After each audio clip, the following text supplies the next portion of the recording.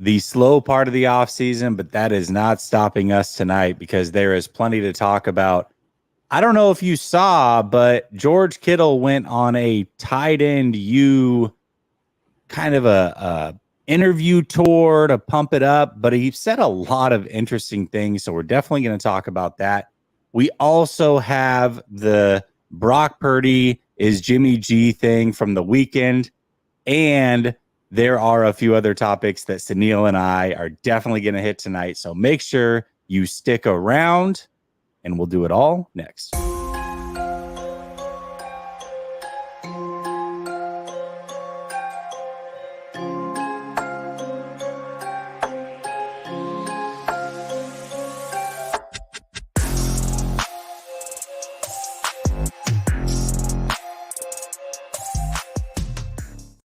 All right. Welcome back to Last Second Sports, where we are giving you our take down to the last second. And it is Tuesday, so I got my guy, So Real, Sunil in the building, looking fresh with the 49ers hoodie. What's up, Sunil? Hey, man, once again, thank you for this. Hey, man, I'm glad to see you back in home base. Last week was a little bit rough, but, we got through it, man. We got through it. So I'm expecting a good one this week. Yeah, well, it's a good thing that you're kind of a vet of the show, so you know how to handle things when I go out. Although the overlay here makes it a little bit difficult. So next time I'm out of town, I'll just make sure that overlay is not there just in case I cut out like I did last week. But I appreciate you for holding things down. I think all in all, it was actually still a pretty damn good show. I know I had a lot of fun. We had a lot of great banter and conversation. Let's say what's up to the chat real quick. We got Michael Monahan in here. Ooh, that's a new little logo thing you got going on. I know that. It's up Third String All Pro. We got West Coast. We got No Border Sports. We got drama. More West Coast clown, spy versus spy. All right, y'all are definitely tapped in tonight. I appreciate y'all. Let's get into these topics. So the first thing that I wanted to talk about was I put up a Twitter poll, and it was a no context Twitter poll. But I basically said, without context, don't explain anything. You have to cut one today, knowing exactly what we know about them. We've got Purdy's 8-game sample size. We've got Trey Lance's 3-game sample size. We don't know what they're going to be. Whatever they cost, none of that doesn't matter. You have to cut one today. Who are you cutting? And at the end of the Twitter poll, it was a 24-hour Twitter poll, like 1,800 people voted, and it ended up in a dead tie, 50-50. Yeah. Which I don't know about you, but that surprised me. I knew it would be close, or I thought it would be close, but 50-50, the fan base is literally deadlock split down the middle. So 2 questions for you. 1, did you see it or get a chance to vote? And 2, what do you think about a legit 50-50 split in the fan base? Yeah, I mean, I had seen the poll. I didn't vote because I don't want to go into your non-context tomfoolery because I'm not going to be locked down to some BS like that. But as far as the 50-50, I was not as shocked, I guess. I mean, it is super interesting that it panned out that way, but based off of Twitter, and look, we're saying it's the fan base. It's the Twitter fan base, and that too, the Twitter fan base that follows you. So I think Twitter, when you just see any of these topics go out, when it's Trey versus Brock Purdy, it's 50-50. Like the comments, you have half the comments being positive towards Trey, half the comments being positive towards Brock Purdy. There's a very few a very small minority that I think just is pretty unemotional about it. I would say I fall into that. I don't know so much about you. You're really big on Trey. But anyways, yeah, so I mean, it didn't shock me because it's a Twitter poll. You know what I mean? If this was like a national poll or whatever, I think that would be interesting if it just was like 50-50. But definitely based off of a Twitter poll, especially on your page, definitely 50-50 sounds about right. What do you think the real pulse of the fan base is. If you don't think that's a legit pulse, like what do you think the actual pulse would be? I think the actual fan base isn't gonna fall into your tomfoolery because ultimately, so what I mean by that is like, there's no reason to cut either of them. You know what I mean? I think that the fan base, for the most part, is going to say if all were healthy, that the way that it's shaping up is probably the way I think the fan base ultimately will decide, which is Brock Purdy QB1, Trey QB2, and then whomever's QB3, Sam Darnold or Brandon Allen. And I think it's based off of seeing versus hoping, right? Projecting. And I think that's what ultimately the fan base would want to do. But I don't think that any sane member of the fan base is going to want to get rid of any of these quarterbacks, because when is the last time we saw a 49er quarterback stay healthy throughout the whole season? And I think the real fan base realizes that. And ultimately, the true fan base is going to be a 49er fan, not a like certain quarterback fan. So whatever helps the team win the most and get closest to winning that Super Bowl, ultimately winning that Super Bowl, I think is what's going to happen. And right now, I think a combination of Brock Purdy backed up by Trey Lance gives us a better shot than any other combination at this point. Electronics free with probably the most ironic name I may have ever seen on here. I don't know how you can be electronics free, but also be Using consuming the content, but we do appreciate it either way. It says that it's because all the content creators are pushing for Trey. That's why it should be 90% plus Purdy, no doubt. I don't know about that. I don't know what every other content creator is saying or not saying. I know I have my reasons for why I think the way that I think, but I think that the fan base really thinks for themselves, especially on an anonymous poll where it's like you just click vote. That's that. But not surprised that, a lot of people obviously that are voting are following me. They choose to follow me probably because they feel the same way that I do. So I could see it. But I definitely would expect it to be probably leaning more towards Brock Purdy's favor. I think that would be a fair thing to say. I will say this. I can't vote on my own poll, so I didn't sway it at all. My one vote didn't matter. So I'll just throw that out there. Yeah, I don't know. I definitely have to say that I was a little bit shocked at the 50-50. No doubt about it. What did you think, like going in, what did you think that it was going to end up being?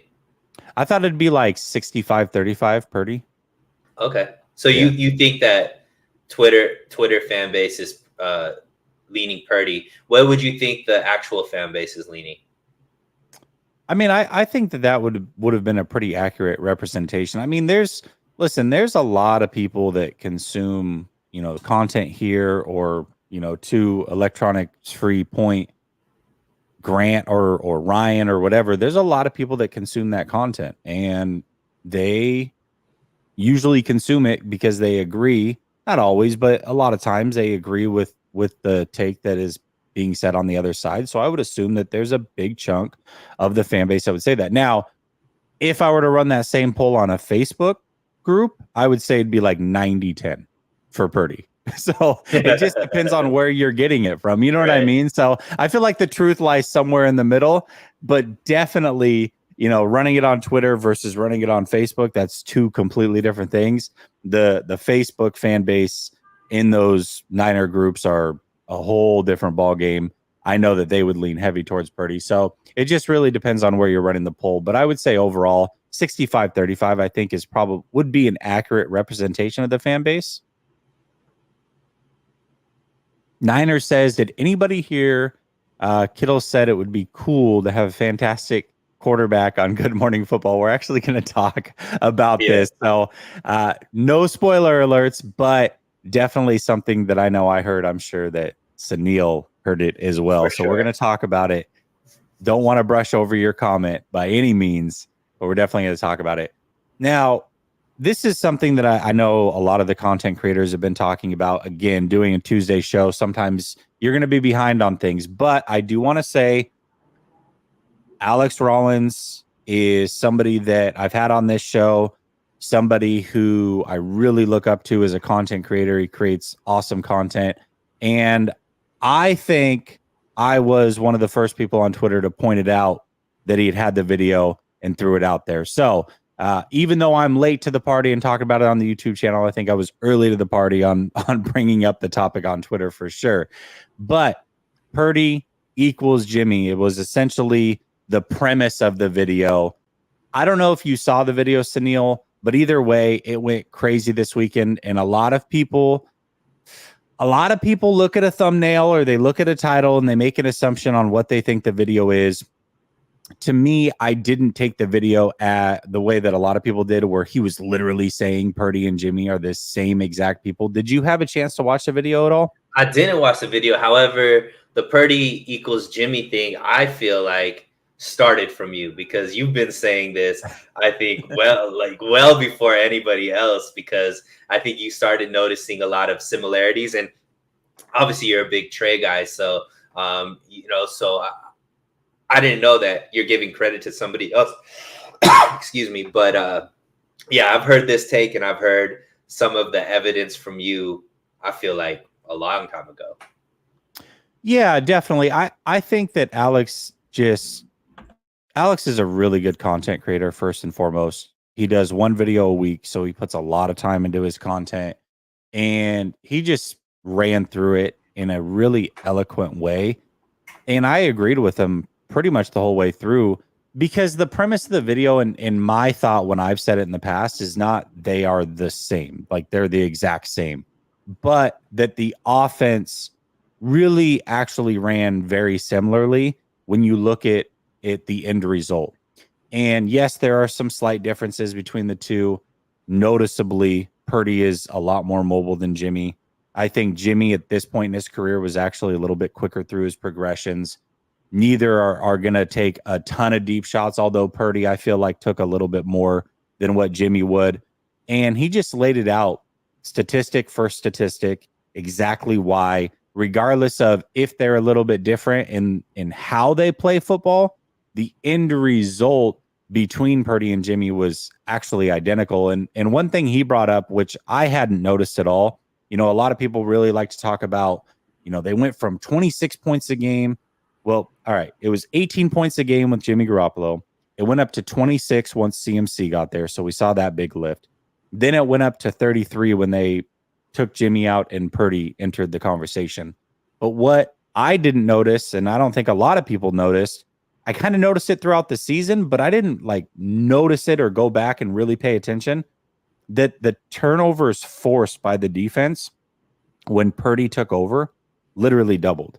So they went from averaging 1 turnover forced a game to over 2 turnovers forced a game from that Miami game forward. And every single game they forced multiple turnovers. Every game but one they forced multiple turnovers. Every game they forced a turnover. And if you look at the prior games throughout the season, there was multiple games they didn't force any turnovers, and a lot of games where they didn't force multiple turnovers. So I thought that was really interesting, really kind of hammering home the point that, yes, Purdy was great, but the offense going up 7 points a game really had to do more with the defense creating short fields and multiple turnovers a game, not necessarily the quarterback change. Because when you really look at all the numbers and break them down, they're almost dead even, from a big time throw rate, completion percentage, sack percentage, touchdown percentage, interception, everything. It was very, very similar. And that was the big difference that I never actually caught. So that was actually the most interesting thing for me throughout that video. So kind of hearing my breakdown of the video overall, what are your thoughts? I mean, obviously, I don't think you think Purdy and Jimmy are the same. I think we would both take Purdy, but the offense really kind of acting as if it was the same, regardless of the quarterback. What are your thoughts overall there? Yeah, I mean, I think I was one of the earlier people that was, and it wasn't to take away from any of the quarterback play, but I was the one who I think was one of the first people to point out that big shift in the point differential being due to CMC versus the actual quarterback play. Yeah, I do remember that. Yeah, I took a lot of heat for that because, people were like, no, it's the quarterback and all this kind of stuff. I just think CMC was the biggest reason for our offense looking the way that it looked. But when it comes to Jimmy and Purdy, look, I understand why why that is used as a kind of a comparison. There's a lot of similarities, and I think one of the biggest ones is you probably they I think outperform as far as wins and losses more than what you think that their actual quarterback ability is. And that's not trying to take away from their ability as a quarterback. I think it's just both of the quarterbacks have stronger intangibles than maybe quarterback ability. And that's more to praise their intangibles, because I think one thing that people don't give Jimmy credit enough for is his intangibles, his ability to stay cool under fire. I think he was given maybe one of the roughest, if not the roughest, quarterback situation based off of constantly being shopped, constantly being talked about being replaced every single offseason, all of those things, and still just going out there and performing week after week. And this team won a lot with Jimmy. I think Brock Purdy has those same things. When he walked in, it was more, even when you talk to, when you hear what the players said about Brock Purdy, the first thing they didn't talk about was his arm strength, his accuracy, and his way of understanding the playbook. It was his intangibles, his leadership ability, his cool under pressure, the way that he handled the huddle, and all of those types of things were what the players were amazed by. I think that obviously when it comes to improvisation, creativity, mobility, athleticism, Purdy is head over shoulders more than Jimmy. Oh, yeah. So as far as the type of quarterback they are different. But I think that sometimes when you say Purdy equals Jimmy, people take offense to that. They think it's kind of like taking away from Purdy, which is why I think it is great for content creators. They're definitely two different quarterbacks, but I understand the comparison as far as, like I said, the intangibles being more impressive than the actual quarterback attributes. They both play the quarterback position well, but I think they overperform what people may think that they're actually capable of. Yeah, most definitely. And I think one thing too, and electronics fee. Well, actually, I want to bring up a couple things, kind of dispel a myth, and then also bring this up. Where's it at? Somebody had made a comment. What's up, Scott? I appreciate you very much. Somebody had made a comment that, well, there was just a lot of sacks that Purdy can avoid that Jimmy couldn't. But the reality is their sack rate was almost identical. And because of that, the reason for that is yes, there were sacks like later in a down where Purdy can escape and buy time. But if there was pressure immediately, Jimmy was actually better about avoiding those sacks than Purdy by a wide margin, because he was making quicker, more decisive decisions in the moment. So early on, like the first 2 seconds, if there was pressure, Jimmy actually much lower sack rate. But as the time goes on, we know that Jimmy starts to panic a little bit, and that's where Purdy kind of stays calm and was able to get mobile. And so the overall result was the sack percentage was almost identical, but it depends on where it came in the down or after the snap, how late into that snap it actually was. So I thought that was interesting, but also the fact that, and electronics free brought it up, but there we go. As a rookie, which again, the thought process is, hey, we've got 8-year veteran Jimmy Garoppolo. If Purdy's playing as good as 8-year veteran Jimmy Garoppolo, then that's a good thing. Obviously, Purdy has room to grow and get better, which I agree with. But one of the things that Alex brought up was his touchdown percentage was actually astronomically high, higher than Mahomes had ever had in his career. So the likelihood of him carrying that through while also avoiding some of the turnovers, because his throw into traffic or percentage of like should be picks was pretty high, but the caught picks was low. So he feels like both those numbers are going to come back down to earth a little bit.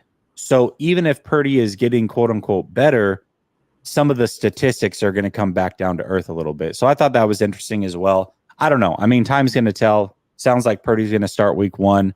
We're going to talk about that a little bit as well. But it just, I thought the overall concept was really interesting. And if people can get past the triggering thumbnail that was, Purdy and Jimmy are the same guy, which most people couldn't even make it past that point. If you actually watch the video, I just thought it was a really well laid out video with a lot of really interesting points in it. So I highly recommend it regardless. And Jesse, it's not far fetched, right? I remember we talked about it after I was on the cruise and I met, the NFL player that's in the division. Right. He stated Purdy's Jimmy 2.0. So like, that's what I think some of the league believes about Purdy as well. And I don't think that's necessarily a bad thing for a Shanahan system, because obviously Jimmy played really, really well in this system, right? This team went extremely far with Jimmy and had a lot of success, and the team can have a lot of success with Purdy as well. I don't necessarily look at it as a negative, but it's not only the play, but also how much success they had when they first jumped into the system, right? Jimmy went, I think, 7-0, Purdy went 8-0, and all that kind of stuff. There's a lot of similarities between not only who they are as people, as far as quarterbacks, as well as the success that they've had as well. So I think it's a fair comparison, regardless of the emotions that are surrounding it. Yeah, for sure. What's up, Scott? Appreciate you for becoming a new member. Ink Talk TV says, man, let's keep it 100. Purdy is Jimmy Jr. with the weaker arm. I'm not saying Purdy is bad. It just won't get us over the hump. Not in another 5 years. Yeah. There's a lot of similarities for sure. I don't want to say he's Jimmy Jr. And, one of the arguments that somebody made is, well, let's say he is Jimmy Garoppolo. He's Jimmy Garoppolo, but instead of costing $27 million, he's costing $900,000, which is significant. But the argument to that is, if that's the case, all the other contracts have gone way up since Jimmy was making his $27 million. Bosa's going to be making more. You've got Trent Williams, you've got Kittle, you've got Debo. So really, you're kind of evening things out from a salary cap standpoint. Can they really win a Super Bowl if Purdy truly is that? I don't know. I mean, time will tell. I have my doubts for sure, but let's hope that Purdy is just better than Jimmy and continues to improve, and then we don't have to worry about it, and we'll figure it out a different way. You know what I mean? Like, let's hope that. Yeah, there was not this hope for this upside from Jimmy, right? Jimmy was already, third year in or fourth year in when he came to the 49ers. There wasn't this big leap that people were expecting from Jimmy. Whereas with Purdy, there's still that potential that there could be a big leap just based off of him learning the game and being in a system. You feel like he could be better just based off of his age. Yeah, but I would caution that too, because there's a lot of players that don't actually improve. Jimmy Garoppolo is a great example of that. How many people thought that 5 years after 2017, Jimmy Garoppolo would essentially be the same player, but actually maybe a little bit worse because he was not unwilling, he just couldn't get mobile anymore once he tore his ACL. I think after the 2017 season, when the 49ers went 5-0, if you would ask every 49er fan, like, hey, is this the best Jimmy's going to be, or do you think he's going to improve? I think all of us would have been like, yeah, of course he's going to improve. He's young. He hasn't played a ton. Yeah, he'll get better. He didn't get any better. It didn't ever look any better. In fact, even before the injury in 2018, it looked really bad. So there's no guarantee that it's going to look a lot better from Purdy. The hope is, yes, it will. He's obviously very young. The assumption is that you're going to ascend, but there's no guarantee, especially coming off of a major injury. So, time will tell. We'll see. Michael brings up the point. He says, didn't the Niners points allowed go up while Brock was quarterback? I don't know, but I don't think that stat's really that relevant as far as points scored for the 49ers. I think the fact that the 49ers defense was creating more turnovers means that you're getting shorter fields and you're getting more opportunities to score. Like a great example is the Washington game. Oh man, look at how many points the 49ers put up against the Washington defense. But they had 6 drives that started at their 45 or further. So it's like, okay, well, yeah, I would hope you would put up a lot of points when you're starting at midfield for half the game. So there's things that you have to look at like that. But it is entirely possible that they gave up more points For sure. Also, And maybe the I brand of think football that changed a little. Yeah. I think that points allowed also depends on the opponent, right? I Yeah. forget offhand, but I do believe that the opponents got better with Purdy over Jimmy as far as the offenses and the teams, which I think one of the reasons why I think people were praising Purdy as well is like the team was looking this good against better competition, quote unquote. So that might be a reason why the points allowed I went up as remember well. after the bye week, and you can correct me if I'm wrong. You may not even remember, but you had a stat going into the bye week. So this was before the Purdy Jimmy exchange. I don't remember exactly what it was, but it was something you had us going, I think, undefeated after the bye week or something like that, because you said that the defenses we were playing were not good, or they were. I don't remember Yeah, if they you were were saying they like were really they were bottom 10 in points given up, basically. okay. So we were going against defenses I thought Jimmy was going to be the quarterback. I was just like, Jimmy Yeah, needs this to was be going starting. into the bye week, or this was Yeah, coming out of the so bye week. So before I anything. looked at it. The 49ers have done really, really well against poor defenses, which is what I was like looking, and I was like, yeah, this team's going to do really, really well. Yeah, so I think that plays a role. Obviously, I think CMC plays a huge role. I think it was a good storm of everything, and just taking numbers as is without nuance can definitely get you in trouble. Some say For sure. that the contract that they gave Jimmy after just 5 games or whatever how many games it have been hampered the team from being able to win a Super Bowl. Some say, hey, that was great.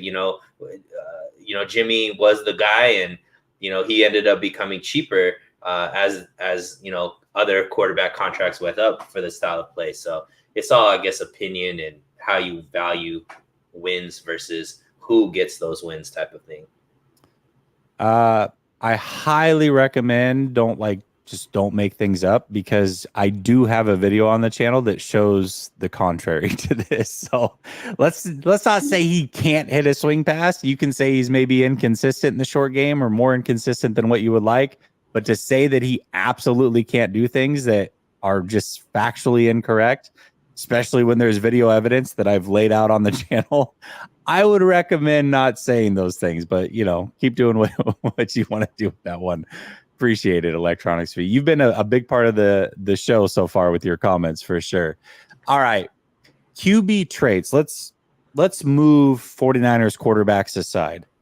Let's just talk about what's important to us for quarterback traits. And there is so many different traits you can look at. I mean, there's probably 30 different quarterback traits that you can break down and look at and analyze, and what's important to you and what's important to this guy. And, Grant did a really good job. If you haven't seen it, go check it out on his channel. But he had read, it was from like 1997, where Bill Walsh went through like his perfect quarterback. And it got me thinking, like, what is important to me as somebody who's evaluating quarterbacks or prefers certain quarterbacks over other quarterbacks? What are the things that I covet when I'm looking at quarterbacks? Obviously, there's more than 5 things, but I think all of us have, 3 to 7 things that we really can look at and say, okay, these are the things that are most important to me when I'm looking at quarterbacks. So for you, Sunil, what are your 5 quarterback traits that you put above all the other traits? And if you could give an order, that would be awesome as well. All right, so I was thinking about this, and it might change, but I would say probably top is going to be processing. So being able to read the defense, process that, or see what the defense is giving, process that, and then be able to make the right decision as far as where the ball goes. So that would probably be number 1 for me. Number 2, arm ability. So I don't know if I'm cheating, because I don't know if these are like separate things, but arm ability is going to go into like strength, being able to throw the ball exactly where you want to throw the ball. So accuracy, all that kind of stuff. Yeah. That'd be number 2. Number 3 is going to be pocket awareness. So I think that's extremely important, knowing where the rush is, because that's going to lead to obviously swimming up into the pocket or getting the ball out, kind of thing. So knowing how much time you have in the pocket. 4 is going to be athleticism. So I'm going to go with like the mobility, elusiveness, all that type of stuff. And then 5 is going to be I didn't know exactly where you called it the clutch gene, but for me, it's being able, like, not shrinking to the In the moment, moment. in the Yeah, moment. yeah. So the ability to raise your game when your game needs to be So elevated. the Jimmy G antithesis basically is what you're saying. Wow. See, that's why people get mad when you say Brock is the same as Jimmy, right? Because you throw in little side things right there that just Jimmy wasn't even part of this conversation. Hey, you literally said put aside 49ers quarterbacks, and then you just He's not a reeled 49ers that back quarterback. in. To be fair, he's not a 49ers quarterback He anymore. was, So but nonetheless, yeah. So being able to show up in the moment. So maybe that's the clutch gene. But I would say those are probably my 5. Obviously, those aren't the only 5. But if we're limiting it to 5, that would be my top 5 important. why don't you give us a like a bonus one, like one that was close that you really had to think about that might have been on the edge, or just kind of like what would be the next one up? I think the next one that I was thinking about was I forget, man, because I talked about the 5 and then I just wrote it down and that was it. I forget what was like the next one on the list. I feel it. No, and there is so many different ways. There's no like set way to talk about this. So like you put things in groupings, which I think is totally fair. When I was looking at it, I tried my best to separate them as much as possible because, obviously arm talent, you can go so many different ways with that. I remember what it was. It was creativity. Oh, I like that. I like creativity. That's really good. Because obviously that's why I think Patrick Mahomes is going to go down as the greatest quarterback of all time. He's like being an improviser. Yeah. Improviser, but not just improvisation, but the creativity, like the behind the pass or like the no look or, all those type of things. I think that's more creativity than improvisation. Arm angles, that type of stuff. I like it. Okay. All right. I like it. Okay. So for me, the 5 that I had down, the first one is leadership. And for me, leadership's just like big in my life in general because it's something that I've always coveted in myself. I've really read a lot of books on how to be a better leader. I've tried to reflect on myself as a leader, within the businesses that I've ventured into. And so leadership is just always really important to me in life. And so I can spot it really quick, and I look at it and analyze it and try to dissect it. A lot of my conversations about Shanahan are around that. And it's also a reason, why I really was big on Trey Lance coming out and really like Brock Purdy as well. I think that they both have leadership traits that I enjoy and that I like. And I think that a lot of quarterbacks don't possess leadership traits naturally. And to me, it's very, very important that you can get people to follow you and believe in you. So leadership would be 1. 2 would be decision-making. Absolutely. It's great if you can make all the throws. It's great if you're accurate. It's great if you're mobile, all those other things. But if you're a poor decision maker, I'm out on you. So again, getting back to maybe quarterbacks that I'm not big on, Sam Darnold coming to this team, was not big on him because of that decision making. I just believe that you're either inherently a good decision maker or a bad decision maker. I think you can slightly improve on those things, but I really think that there are certain traits that you either have or you don't have, and they're just a part of who you are.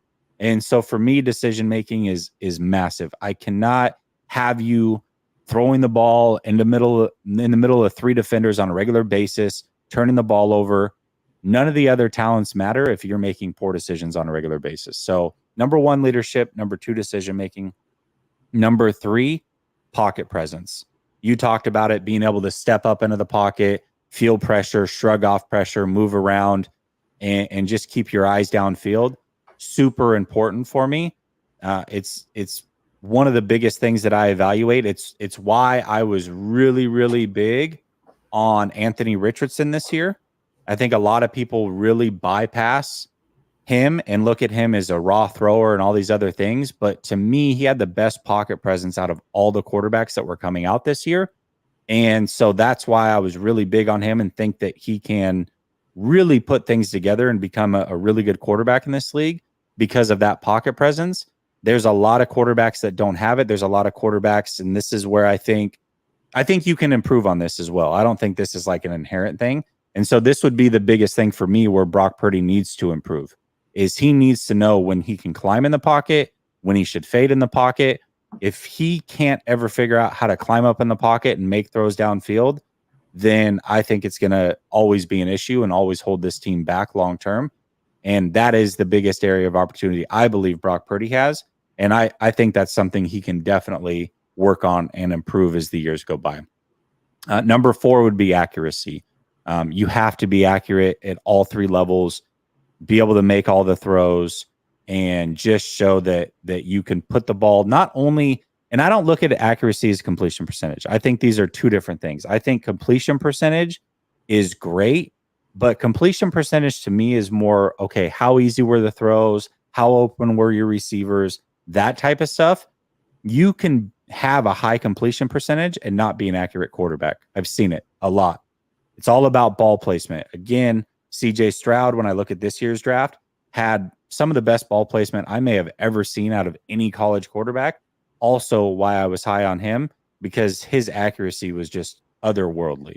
So I would put accuracy at number 4, and then I would put mobility at 5. So escapability, mobility, not just escaping the pocket, but also being able to pick up yards, like those killer back-breaking yards with your legs, much like Russell Wilson did to us for many, many years.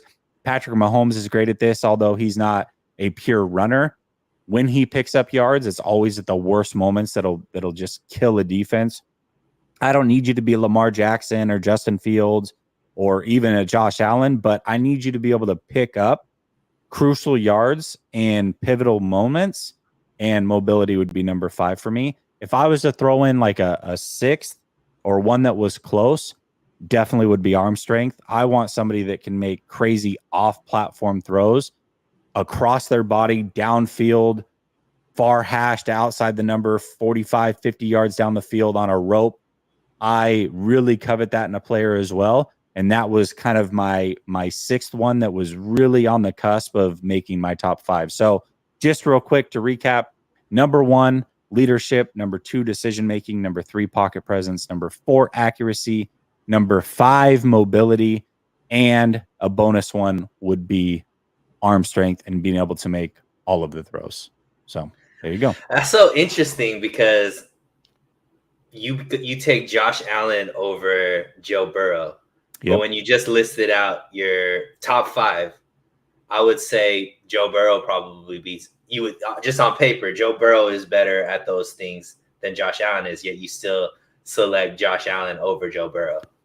Yeah, I mean, I think a lot of it kind of goes into what's around you as well. So, like, for example, I think they're both great leaders, for one. I definitely put their leadership up there. Mobility, I'm going to give the edge to Josh Allen, obviously. Accuracy, again, completion percentage and ball placement are 2 different things. I don't look at. But you're going out of order. You're going out of order. So you said no. I'm just kind of going through them. I'm going through them. Decision making. Obviously, you would put Burrow ahead of Josh Allen, but a lot of that, I don't think Josh Allen is necessarily. A lot of people look at him and like, oh, he's a poor decision maker. He puts the ball in harm's way. But when you really break down the amount of turnovers he has in a season, it's not really that high. In his worst season last year, like once he kind of took off, it was like 13 interceptions, which was right in line with Joe Burrow. Plus, he's asked to do so much more. It's not apples to apples as far as what he's asked to do. You know what I mean? So I don't look at him and say, oh, he's inherently a bad decision maker. I would say Joe Burrow is a better decision maker for sure. Pocket presence, I think they both have it. I think they're both accurate. Josh is definitely more mobile. And then that 6th one obviously goes to Josh Allen as well. So, yeah, I don't know. I mean, I think it all depends on what you actually think of these players, because I think that's the other part of this, right? Like that's the next tier is, okay, so those are my 5, but you and I can look at a quarterback, and if we're giving them a 1 to 10 rating on, let's say, leadership or decision making, we could be completely in different spots. You may say, okay, I would put Josh Allen's decision making at a 4 and Burrow's at a 10. And I'm going, well, I think Josh Allen is just asked to do a lot. And so it forces him to make maybe some tougher decisions or tight throws. I'd put his decision making much higher. You know what I mean? So I think Yeah. that It's interesting though as well, because off of your rubric, if these quarterbacks, let's say came out same time, you would probably put Burrow over Allen based off of where they came from quarterback wise, right? Because Burrow, I think collegiately, and even, going to Cincinnati has shown he's the ultimate leader, right? Took LSU from nothing to something, took Cincinnati immediately from nothing to, so it's like leadership wise, that's one thing that everybody talked about with Joe Burrow. He was like a really, really great leader. And then, the decision making, accuracy, all those things you talked about. I think because of how Josh Allen was developed, those things kind of came to it. But I think just based off of how he was scouted, or what his, what they were talking about, just him as a quarterback coming out of college, he was probably a lot lower on those things. But now, obviously professionally, he's much better at all those things. Yeah, I don't know. I mean, honestly, if I were to give an evaluation of if I were to just say out of the last 10 drafts, who are the 2 quarterbacks you had the highest rating, rated coming out of the draft? For me, it would have been number 1, Herbert, number 2, Josh Allen. I really believed in Josh Allen's skill set, man. I watched what he was asked to do in college, and just some of the crazy throws he was making in horrible weather on top of the side. They would have been high. And then as far as should be top 5 quarterbacks in their class, obviously if we go to quarterbacks that were drafted round 7, you're going to get much worse ratings. But for guys that were supposed to be top tier quarterbacks, the guys that I would have had rated the lowest, Baker Mayfield would have been there. I hated Baker coming out of college.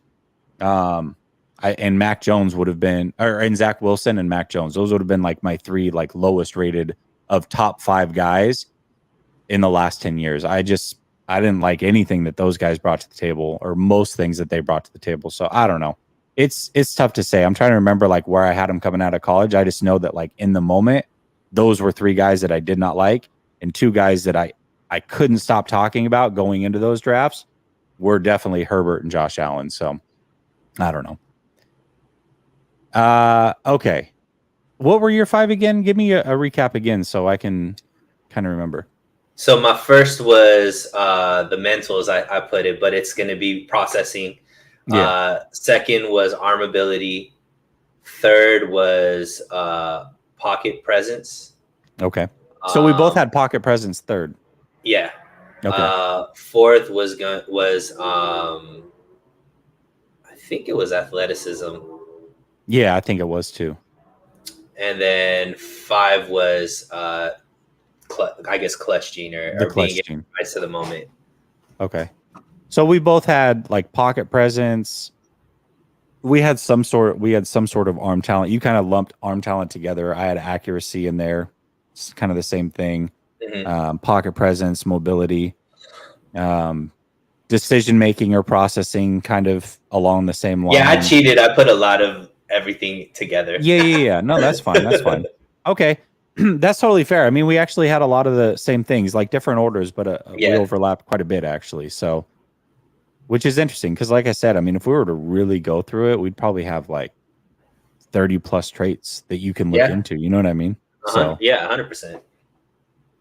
Flav's entered the chat. I'm sure that's getting fun for everybody. No, he's not. All right. Kittle interview. There was a lot. So he went on with Dan Patrick. He went on Good Morning Football. I think he went on with one other one. I don't remember who it was, but he did 3 or 4 interviews in the last 24 hours, and it was all based on tight end U, which I love tight end U, by the way. I think that's such a cool thing that him, Olsen, and Kelsey. What's his name? Kelsey? From the Chiefs. Kelsey, Olsen, and Kittle. They're like the 3-headed monster that really put this thing together. And so I love it all together. I think it's a really cool thing. I look forward to it every year, seeing kind of some of the social media things that come out of it. But there was a lot that really came out of these interviews. So I'll let you start. Give me two things that you took from the interviews, and then I'll give two things, and we can kind of go back and forth until we maybe cover it all. So I think the biggest takeaway that was what I forget who posted the quote, but the confidence that it seems like this team, and I'm assuming, well, let's say George Kittle, but I'm assuming George Kittle is a representation of what the team believes, that their roster is so good that the quarterback doesn't really matter.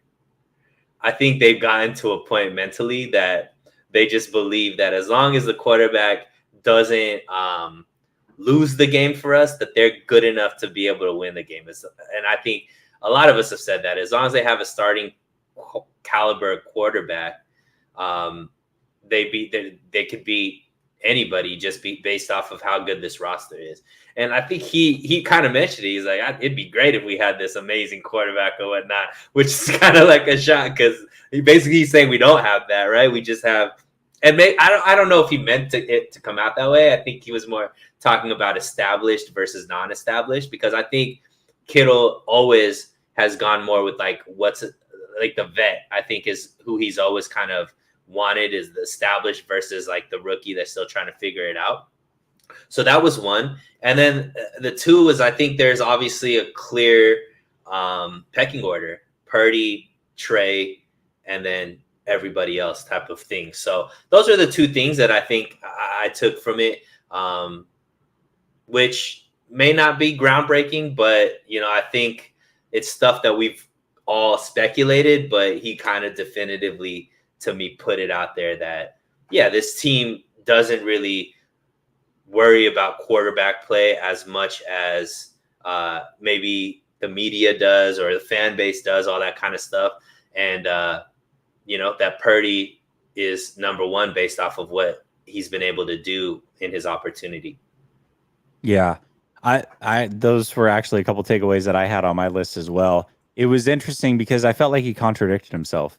He started out by saying quarterback is probably the most important position, not in football, but in all of sports. Right. And then he goes on to say, but we have a really good team, and he listed all, like, I feel like every starter on the whole team and how great they were. And he's like, well, I mean, we're going to win a lot of games regardless of who starts at quarterback. So we're good.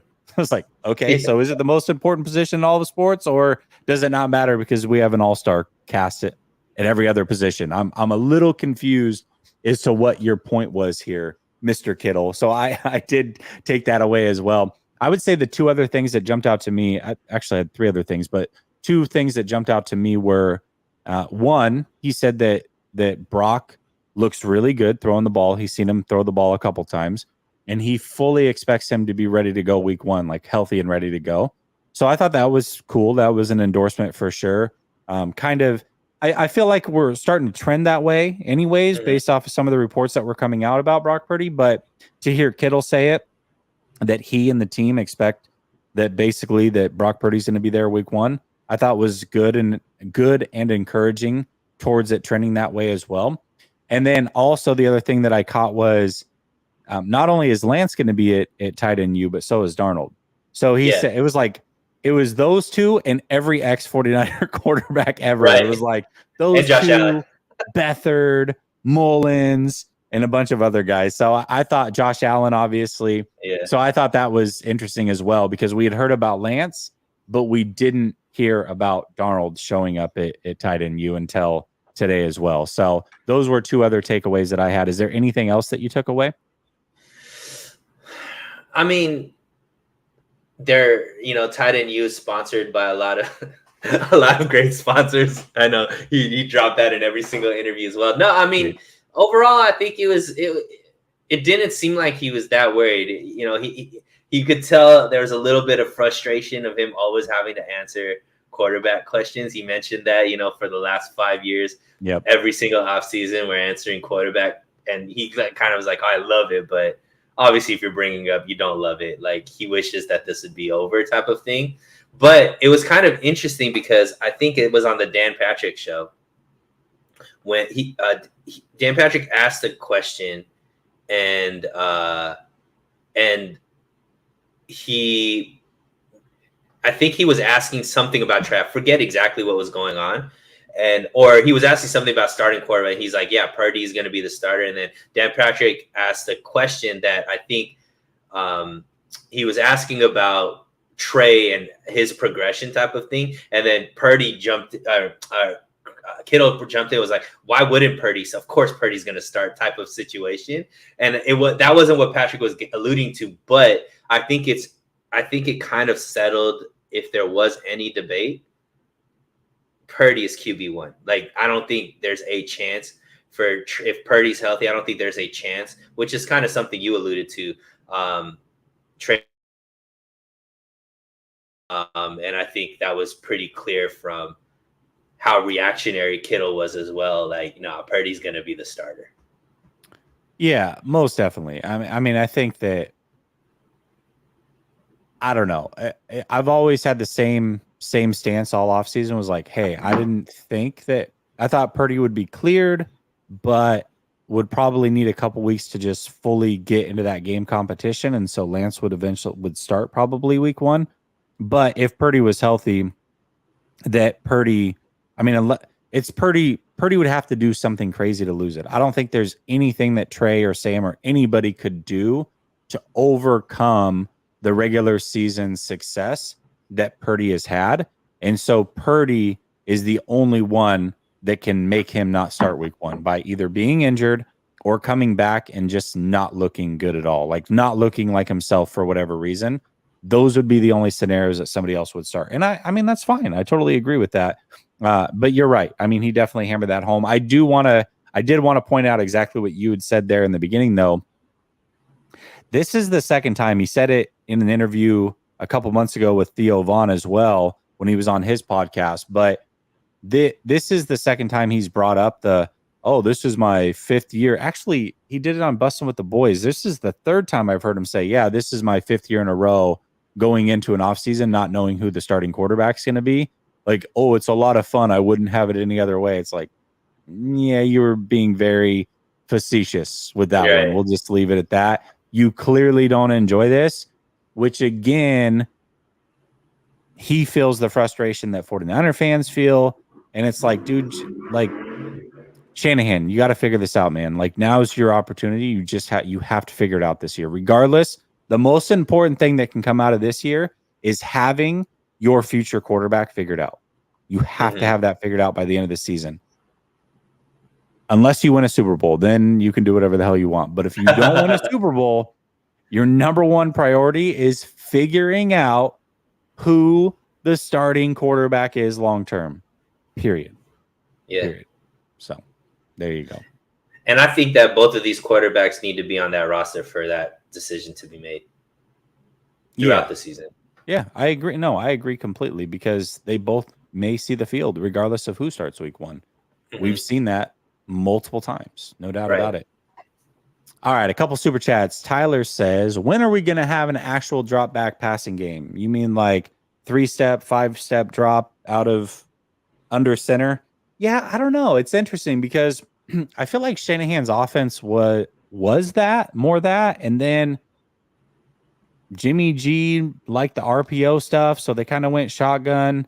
Trey, obviously, they had him running a lot of pistol and shotgun. And then, Purdy, I felt like was under center a little bit, but it does seem like they're going more shotgun. I don't know. I mean, I don't know if that's something that is more quarterback dependent, or if that's just kind of the way that Shanahan is preferred that his offense goes. But it is interesting kind of seeing the changes of a Shanahan, or what you would expect a Shanahan offense to be, or a West Coast offense to be, for sure. A lot of shotgun, no doubt about it. I don't know what the answer to that is. Ink TV says, question, what made Purdy drop to nearly undrafted? I don't know. That's a really good question. I had him as a 3rd-round grade after his junior year. He decided to stay in college and stick around for his senior year. My opinion of him didn't change at all. I mean, I thought I had a pretty good read on Purdy, so I expected that he could go as early as round 3 again. I would assume a couple things. One thing about Purdy, if you watched him in college, I had it listed as one of my top 5 things. In fact, my number 2 thing was decision making. He was a questionable decision maker in college. Some really weird things showed up on film where he made some pretty boneheaded mistakes. And so maybe people thought that would translate. Obviously, he's not your prototypical guy as far as height, weight, speed, arm strength, all those things. So naturally, you might get glossed over there. But I personally had a 3rd round grade on him. So I'm not sure why he fell all the way to nearly undrafted. That's an interesting one to me. Definitely curious. But those would be the things that I would assume as to why that would be the case. You have any ideas, Sunil, or any thoughts? He had that injury that I think, and his senior year, I think his production dropped, if I'm remembering correctly. And I think that being a 4-year quarterback hurts. I think a lot of these superstar quarterbacks that come out usually are, playing 2-3 years max. And the fact that he was like a 4-year quarterback, older, all that kind of stuff, I think that is something that hurts a quarterback. Sometimes having too much on tape hurts more than not having as much on tape, even though one could be much better than the other. Yeah, most definitely. For me, the biggest thing was the decision making.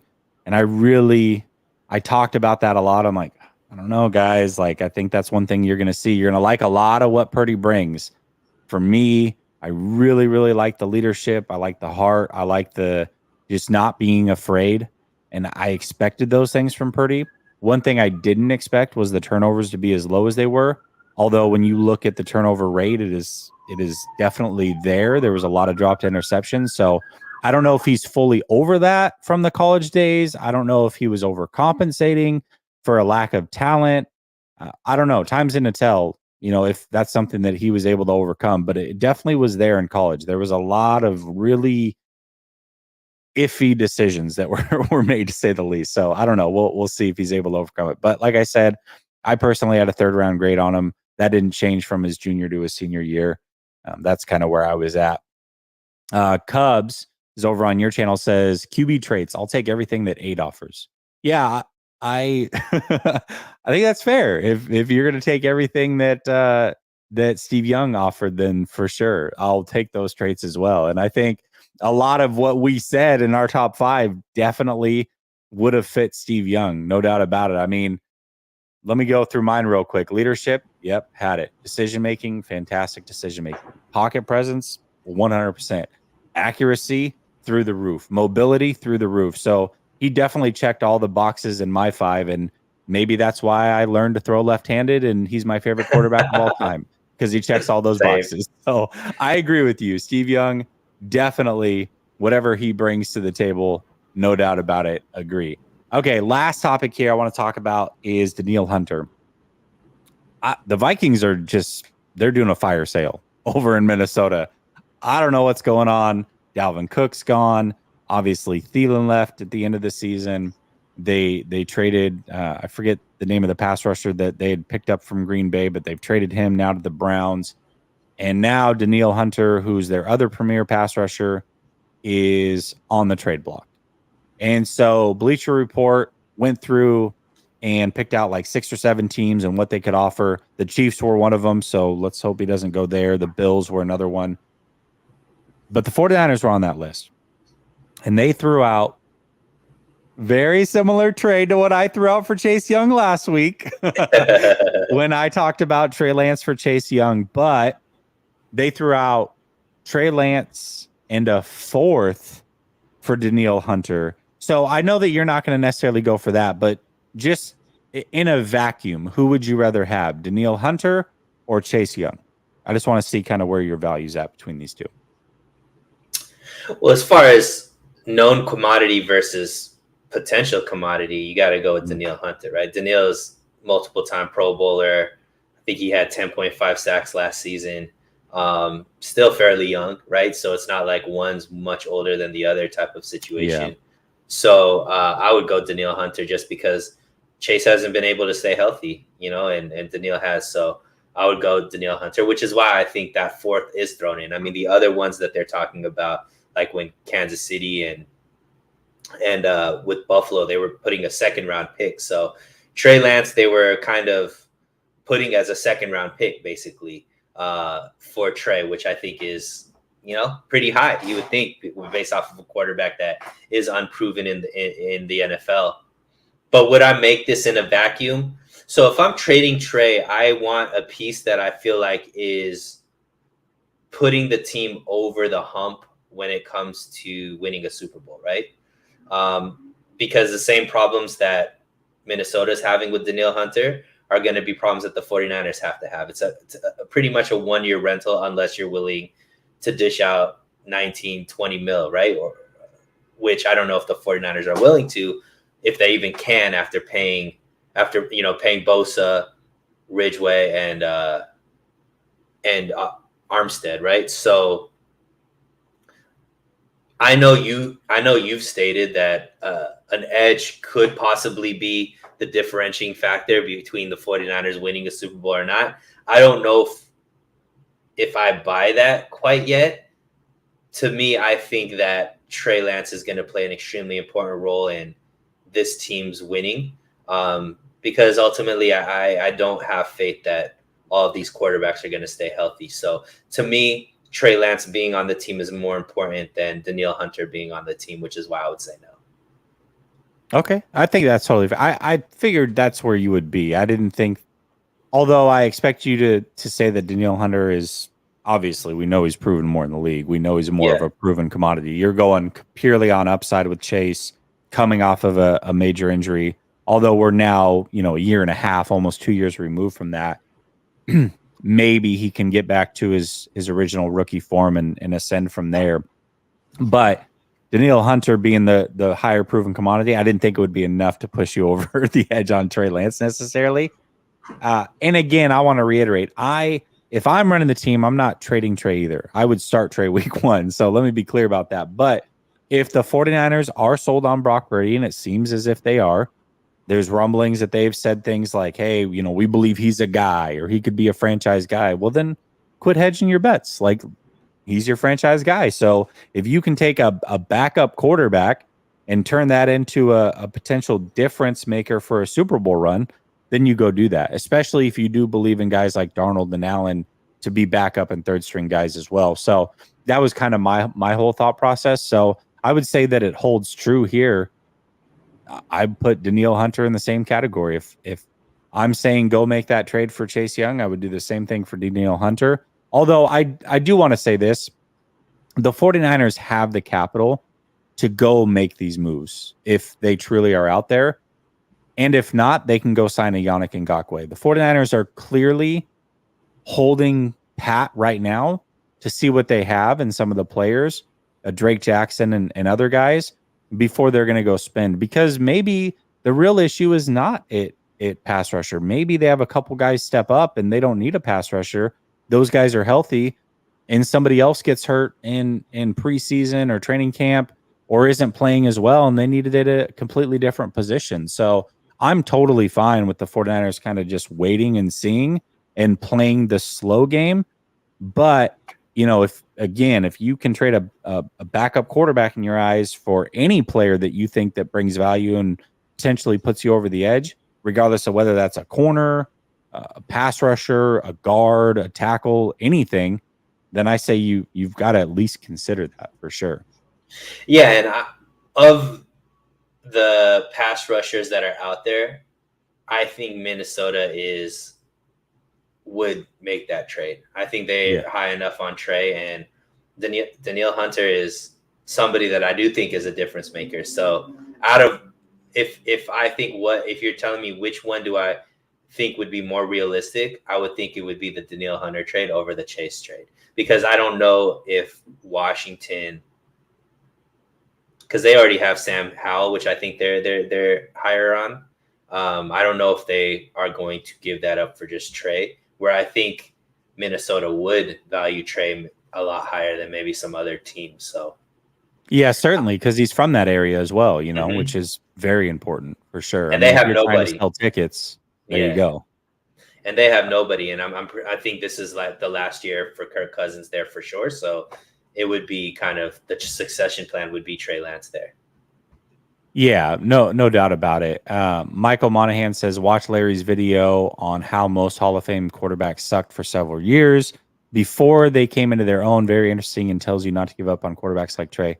This is, I don't know. I've been trying to preach this for months and months and months, a year plus actually, on Trey Lance, but also the other way and being cautious with Purdy. And before you make a decision either way, there's a lot of quarterbacks that have started out hot in their career that have fizzled out.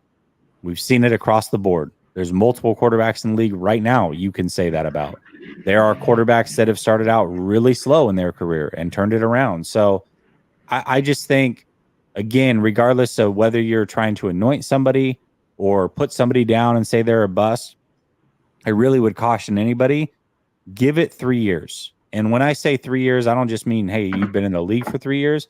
I mean 3 years where you've started a good amount of games.